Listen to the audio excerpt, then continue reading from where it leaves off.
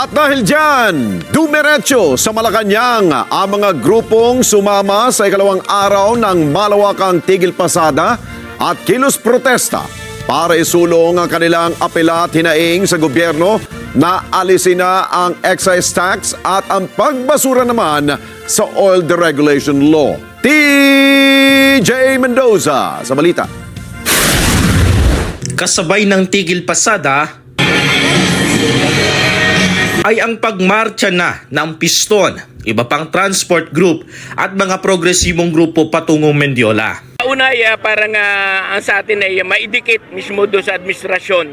Baka hindi naririnig yung ating panawagan. Kaya ang ano natin na idikit na mismo sa pana ng Mindiola. Dapat nga hindi lang sa pana ng Mindiola eh. Kung papayagan nga tayo hanggang doon sa gitna ng Malacanang mismo. Si Marcos Barredo, pangalawang araw na raw nakasama sa tigil pasada. Di daw siya titigil sa kilusan hanggat hindi na pakikinggan ang hiling ng mga tsuper na alisin na ang excise tax, ang VAT at ang pagbabasura sa oil deregulation law. Yung Pangulo, sa tingin ko, hindi haharap sa amin yung Pangulo. Hindi haharap, 100% hindi siya haharap. Wala, kasi ang haharap sa amin siguro makikipagdialogo yung mga nasa ahensya niya, sa DOTR, sa LTFRB, yun lang ang inaasahan namin. Pero kahit na nga nun, lakamo din, nakarating na nga sila sa Malacanang eh.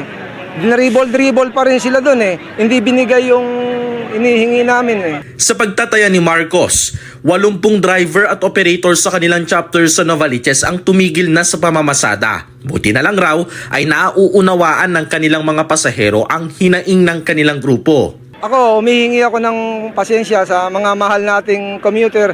Pero ako driver eh. Nagkukwento rin sila.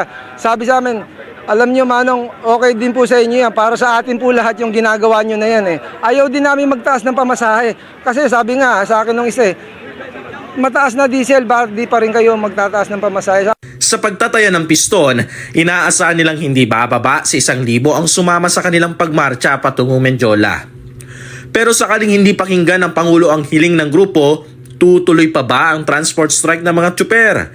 Sagot ng Piston, Tuloy-tuloy ito na ilulunsad natin hanggat hindi binabasura ni BBM yung oil deregulation law. Sa Mendiola naman, bago pa makarating ang grupong Piston ay nakahanda na ang barikada ng tropa ng pulisya na magpapanatili ng kapayapaan sa isinasagawang programa ng grupo.